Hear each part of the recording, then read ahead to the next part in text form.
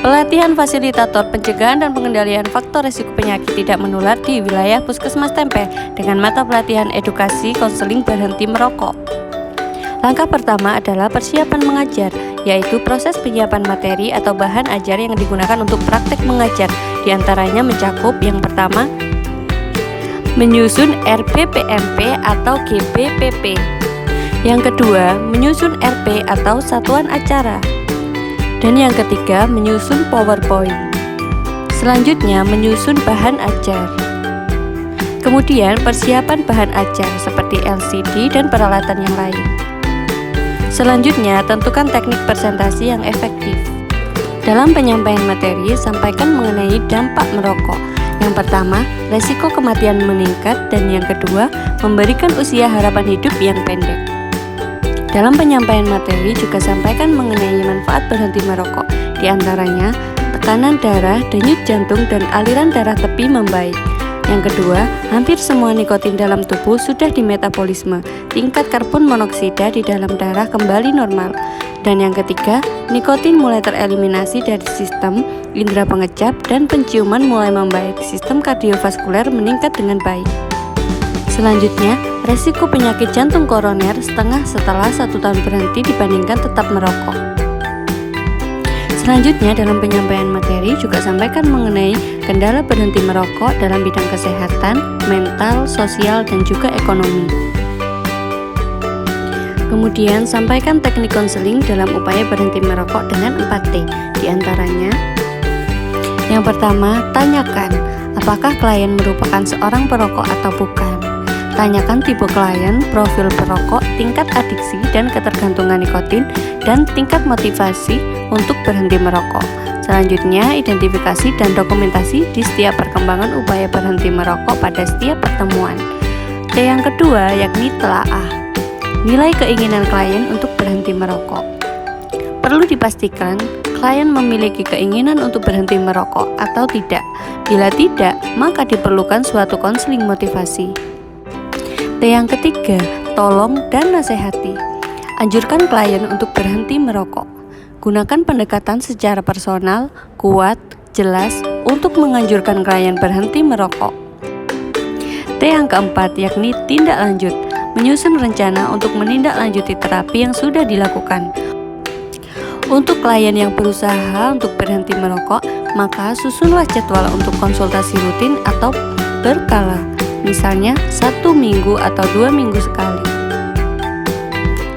Pada pertemuan berikutnya, lakukan penilaian diantaranya tingkat keberhasilan berhenti merokok, tingkat motivasi, kendala yang timbul, gejala, efek, dan penanganannya, penilaian parameter klinis seperti berat badan, kadar CO2 udara ekspirasi, tekanan darah, dan lain-lain.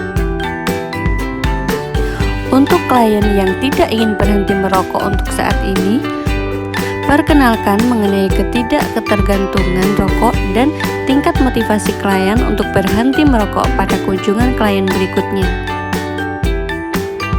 Kemudian, pertimbangan tambahan terapi jika ada, atau merujuk ke fasilitas kesehatan lanjutan jika 3 bulan belum berhasil berhenti merokok.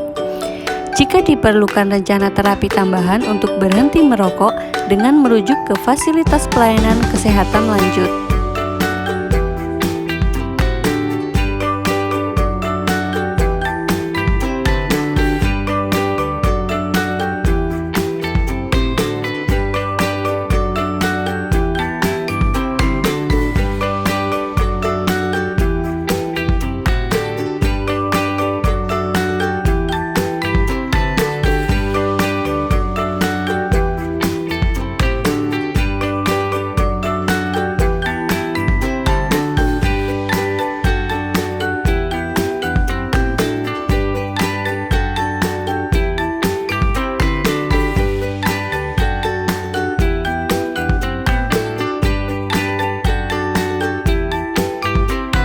Setelah materi tersampaikan seluruhnya, lakukan diskusi.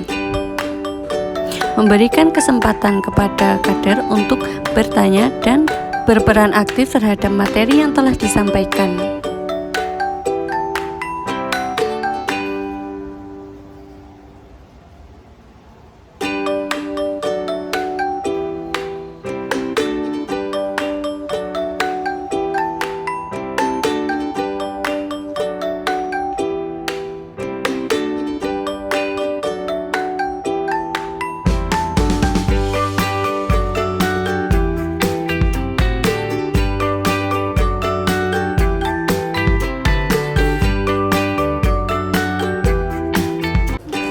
Untuk mengevaluasi hasil dari pemaparan materi dan untuk mengetahui tingkat pemahaman kader, dilakukan post-test.